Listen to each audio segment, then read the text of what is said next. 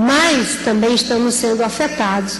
É só ver o que aconteceu com vários setores, principalmente aqueles que são ligados à produção.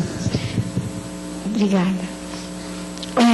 Do ponto de vista da crise ambiental, essa é bem mais profunda e talvez bem mais grave que as demais, porque ela interfere em todos os aspectos da vida econômica, social, enfim, em todos os aspectos. A crise ambiental, ela se configura em vários aspectos. Um deles, hoje nós perdemos significativamente biodiversidade. Perdemos 1000 vezes mais biodiversidade do que há 50 anos atrás. Só para se ter uma ideia, cada país depende em torno de 50% da sua biodiversidade, cerca de 50% do seu produto interno bruto depende da biodiversidade. Obrigada.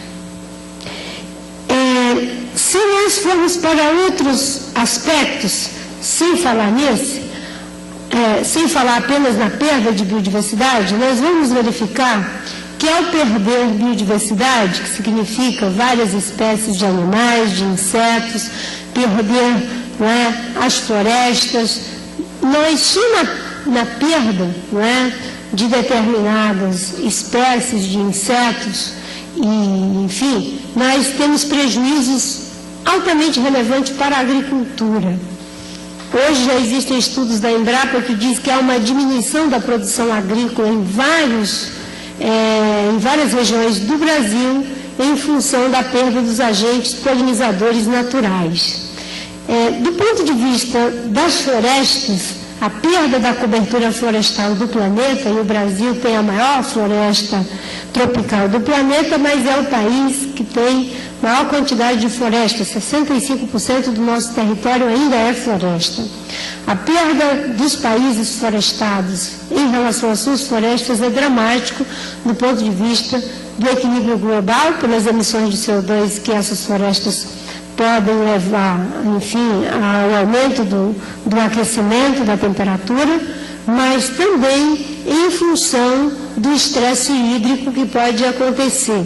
No caso da floresta amazônica, só para se ter uma ideia, ela é responsável por 26% de toda a água doce que vai para os oceanos. Sem falar que produz cerca de 20 bilhões de toneladas de água por dia. Perder essa floresta significa abrir mão da produção de 20 bilhões de toneladas de água por dia. Para onde vai essa água?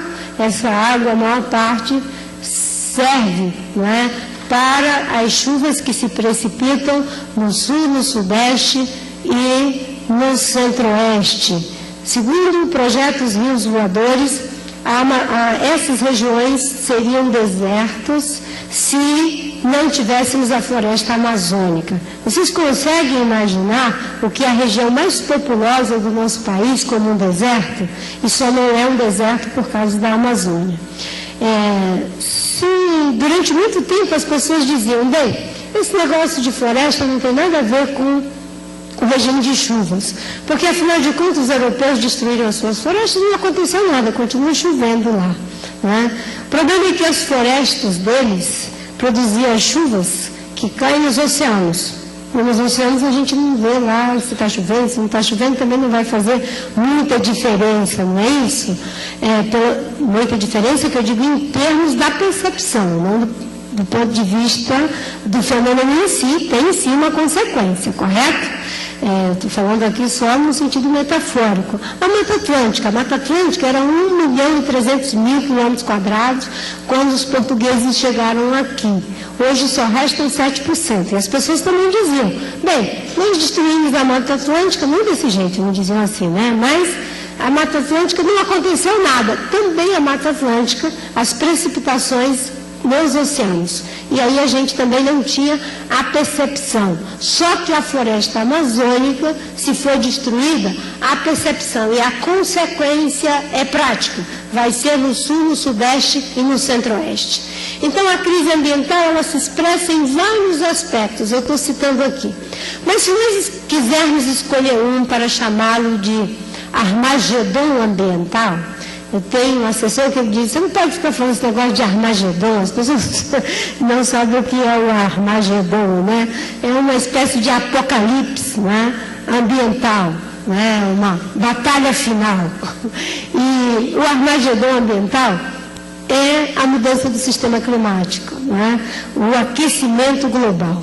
Por quê? Por mais que nós façamos todo o dever de casa para proteger a biodiversidade, as florestas, as espécies, todo o cuidado que nós temos com as matas ciliares, para não assorear os rios, para uma série de coisas importantes que precisam ser feitas, se a temperatura da Terra continuar se elevando, nós vamos perder biodiversidade, nós vamos passar por um processo de estresse hídrico. Em algumas regiões que são semiáridas se transformarão áridas, em várias regiões da África haverá ausência material de água, em lugares que não havia grandes precipitações, teremos precipitações concentradas e todos os fenômenos que se possam imaginar, chamados de extremos. A crise do sistema climático, o aquecimento global, ele configura a crise das crises. E como é que aconteceu isso?